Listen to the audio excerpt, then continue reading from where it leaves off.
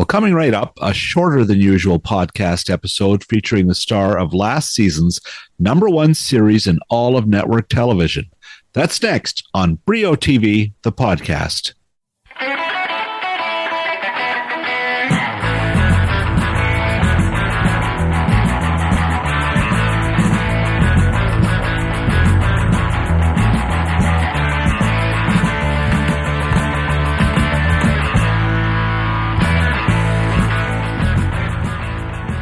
Hi, everybody. I'm Bill Brio. My guest today is proof that good things happen for those who wait. Viewers first discovered this guest 20 years ago on the daytime series Passions. Later, he was on the primetime series Smallville, then back on soaps with The Young and the Restless. He kept working, appearing on shows such as Chuck, Emily Owens, MD, and even lent voice to an episode of Robot Chicken. Where he really broke out, though, was more recently as Kevin Pearson on the popular NBC series This Is Us. Finally, last winter, Tracker is launched on CBS, and as lone wolf survivalist and reward seeker Colter Shaw, Justin Hartley is suddenly the star of the most watched series in all of network television. I met him last June during his first ever visit to Toronto during CTV Network's Upfront Advertisers. It was a very friendly encounter, and Hartley, a big baseball fan, was happy to have just come from a Toronto Blue Jays game. Here he is, Justin Hartley. You know what I think? I think you messed up and didn't find out what happened to her. You got nothing. And so now you harass me every year for the last 10 years. I'll do it for another 10. I'm sick of this. Back here.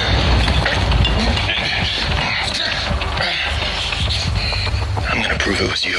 So I watched your show last night and enjoyed it. And that's your wife who was in that episode. It was Louisville, I think. Or did you see the one with the? Yeah, that was the her. barn is on fire. Yeah. Guys, yep, that's her. My God, you guys were great. You can see Thanks. the chemistry. Oh, thank you. She's going to be on the show more. Yeah. Oh well, that's fantastic. Yeah. So we when you start a show, season 1, the pilot and all that stuff, and we had a shortened season because of the strike, so we only had Lexington was the episode. Right. Yeah. So we only had 13 total episodes, or 12, 13. I think we did 13, and it's just a lot to cram in there. We get the backstory and figure out who this guy is, and make sure the audience knows what they're watching, who they're watching, and why, and all that. But that episode was a lot of fun, and we'll have a little more opportunity to do that in season 2, I think, with more time. Yeah. And the fact that we don't now have to introduce this character to everyone. People know who he is now. Yeah, and a lot going on. Like the pyrotechnics, the fire looked quite. Yeah, it's good, right? Yeah. Yeah, they do a good job. They do a really good job. Like they figured it out. I mean, and technology has changed so much over the years from when I started, that it's actually become a little bit easier to pull off those things. And I want to talk a bit about that because you've had a wonderful career. Thanks. You've done a lot of great shows, and here you are now on the #1 show on television. Yeah. It must be very rewarding at this stage to have that kind of success. Like had you been 24, it would probably affect you in a different way. I see what you. No, I see what you mean, and it's an interesting question. It's a good question. It's a good comment on sort of the human condition. I think what you just mentioned, because the previous show that I was on, This Is Us, we all kind of looked at each other as it was happening. This whole swell thing was happening. Yeah. We were like, wow, we knew it was good, but this is really taking off. Yeah. We were all at a place in our lives where we had all done television shows.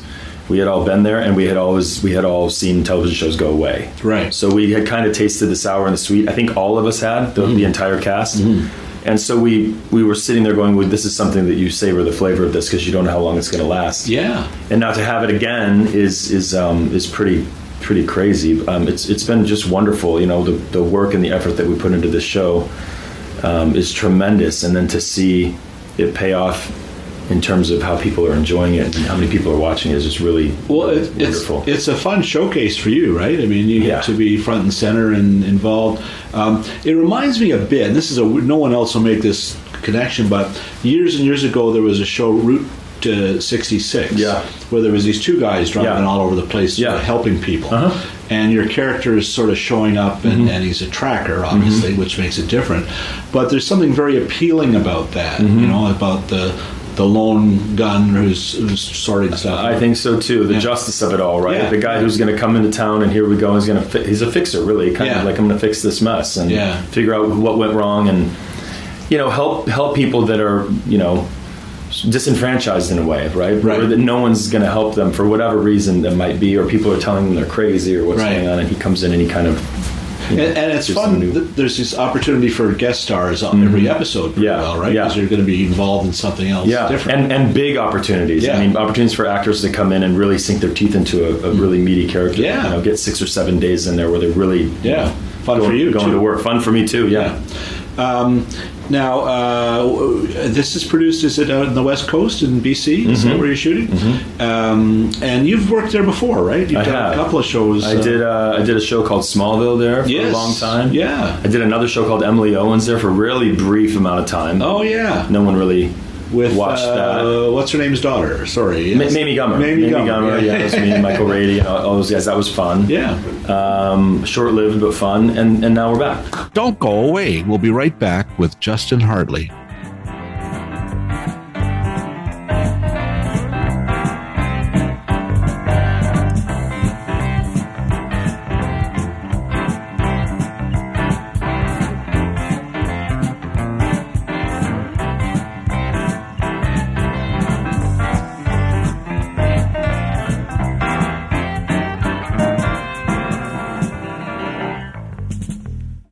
Time once again to check in with Emily Gagne to find out what's new on Hollywood Suite. What do you got for us, Emily? Well, happy Shocktober, Bill. It's my favorite time of the year where we bring all the scary movies to the forefront. Some scary movies. Okay, well, let's start her off. What do you got? So if we actually want to get scary, there's the 4K restoration of The Haunting of Julia, which is a really scary movie from the 70s. It stars Mia Farrow, and it is a Canadian co-pro, and I just won't say any more because it's so shocking. You just have to see it for yourself. Is this like The Haunting of Julia Child where the cake goes flat? You'll just have to see. There is some intense stuff in the kitchen, I will say. All right, okay. What is there something that's maybe more family friendly? Yes, Zombie Town. It's based on R.L. Stein's story. If you know R.L. Stein, he did Goosebumps and all that. But it's got Dan Aykroyd and Chevy Chase in it. And it's for family. So it's just like the perfect Halloween treat for you and your kids. That's perfect. You got something for everybody this month on Hollywood Suite. It'll give you goosebumps. Thanks very much, Emily. Thanks, Bill. October is filled with thrills and chills on Paramount Plus Canada. Besides new seasons of the espionage thriller Lioness, Trek fans can report for duty when the final season of Star Trek Lower Decks gets underway. And with All Hallows Eve fast approaching, the heart-pounding Peak Screaming Collection is back with a monster-sized lineup of new originals, fan-favorite horror movies, and unforgettable Halloween episodes. This year's fresh batch of frights includes the feature A Quiet Place Day 1, as well as the new Paramount Plus original Apartment 7A, a mysterious prequel to Rosemary's Baby. Boys and ghouls won't have to look hard for a scare with 10 expertly curated carousels, including killer classics, big screens, big screams, and spooky series. There are even some spooky shenanigans going on at Bikini Bottom in the new SpongeBob SquarePants Halloween special, Keep Away Camp. It's all happening this month on Paramount Plus Canada. Super Channel's October schedule features 9 programming premieres. Among them is the new horror anthology series, Tales from the Void. It's premiering October 16th on Super Channel Fuse. This episodic horror anthology series is both thought-provoking and terrifying. It kind of began online where people started posting haunting stories that went viral. Some dealt with creepy dolls, others unexplained invasions. There were unsolved mysteries and serial murders, and each story paid homage to classic cult films from the 80s and 90s. These stories were gathered in what became known as the No Sleep podcast, where they are narrated audiobook style. Now they come to you in all their blood-curdling glory on Super Channel Fuse in Tales from the Void. 2 new episodes will premiere each week, with episodes also available same day on demand. And demand it you must! See it on Super Channel finding new ways to keep you up at night this Halloween season.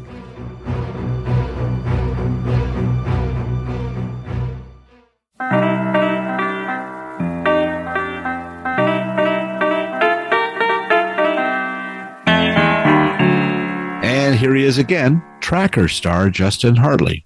Does it, an actor's life can be pretty nomadic. Sure. But you must be pretty familiar with Vancouver by now, I guess, right? I am. I feel like I am. I feel like I'm as familiar with Vancouver as I am LA at this point. Yeah. Yeah, honestly. Where are you from originally? Chicago. Yeah. Wow. Okay. Which, by the way, I haven't spent a lot of time in Chicago in the past 15 or 20 years, so I go back there and people are like, where should I eat in Chicago? And I'm like, I don't know. I don't know. The city's changed so rapidly, especially the restaurant market. Right. Or the restaurant scene. I just don't know. I couldn't even point you in the right direction anymore. I know where to find a good baseball game. Right. But I don't know where to eat in Chicago. Were you a Cubs fan or a White Sox? So I've always been a Dodger fan. Dodger fan. Always been a Dodger fan. Yeah, that's cool. But I'm always happy when the Cubs win and when the Sox win. The best stadium in the world, the Dodger Stadium. Dodger Stadium is pretty great. It is. It's pretty great. Dodger Wrigley's hard to beat too, though. Wrigley is hard to beat. And I just went to Rogers last night. Oh yeah, saw right. The game. That was different. Great. Yeah, they fixed the place up. Made it a looks little nice. More. Yeah, looks nice. I'm sure it's too early to ask you about season 2. You don't know probably what's coming up. We know a little bit. We have a plan for keeping up. The things that I think fans really enjoyed about the show, the weekly aspect of it, the procedural aspect of it. Yeah, the trickling in the back story. And I think we set up a scenario at the end of season 1 by which we can dive even deeper into the family dynamic and answer some of these new questions that have come up based on the information that Colter's received about his family, things that he thought sort of were going on all of these years that he found out were actually not going on. And are you discovering that as well, or did you have all the backstory when you started the show, or is it evolved? We didn't have all of it. We had a really good sort of way that we were going, and then as you go, inevitably it does evolve a little bit. You find things, right? You go, well, we didn't, that would be amazing to explore that. Why don't we write that? Yeah. We should. Nice. It doesn't change the plot. It doesn't change the, I want to ask you too about Ken Olin. Yeah. He's one of the producers, right? Yeah. I've always been fascinated. I interviewed him years ago. Okay. He did 30-something. Yeah. He did a little short-lived show that aired 2 episodes. But it was brilliant. It was so ahead of its time. Do you have much interaction with him? Do you see him at all? Every day. Oh, okay. See him all the time. Yeah, or talk to him every day. Yeah. This guy's just been around. Yeah. Right? So we met on This Is Us. Oh, of course. And and as This Is Us was wrapping up, we kind of looked at each other and we were like, you want to keep working together?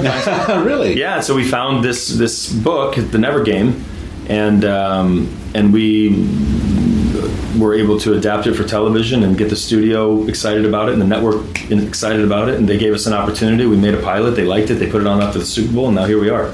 It's just refreshing to see something on a network schedule that isn't NCIS something or FBI. Like, it's hard to break through with a new brand, right? It's hard to break through with a new brand. You broke through spectacularly. Thank you. Yeah, no, we had an idea of what people wanted to see. I was just, I was kind of thinking, and there's a place for all of those shows, for sure. They're huge, successful shows. Yeah.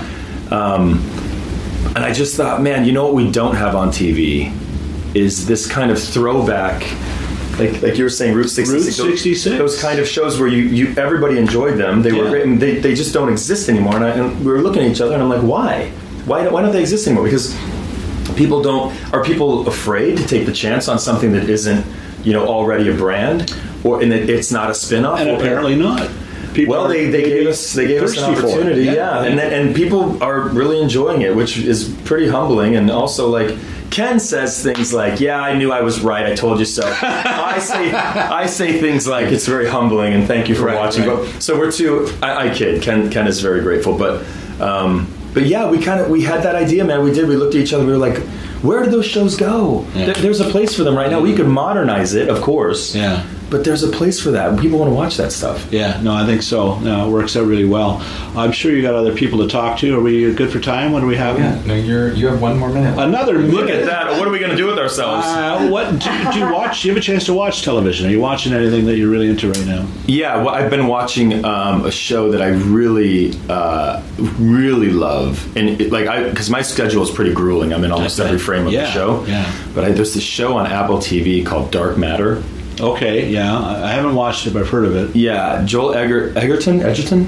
How do you say it? Yeah. Forgive me, but I'll look it up. He's brilliant. Yeah. And he's basically playing, without destroying the premise of the show for you or the ruining the plot, he's playing two different characters. Okay. That are always on screen. So one of his characters is on screen half the time, the other one is the other half. So he's in every frame of the show. Oh my God. Yeah, and it's incredible. It's great. It's a really great show. All right, yeah. Well, they got a lot of good stuff on Apple TV. I watched Franklin. No one's watched that. Michael Douglas is playing Benjamin Franklin. I've seen it, yeah. Yeah, yeah. He's great. Astonishing, yeah. He's great. Pretty good.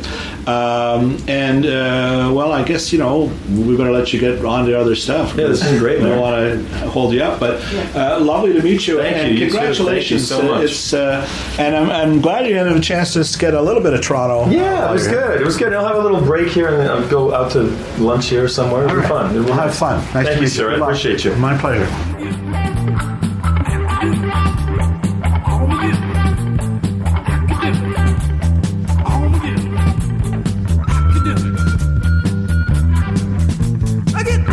My thanks again to Justin Hartley, the very likable lead from network television's #1 series, Tracker.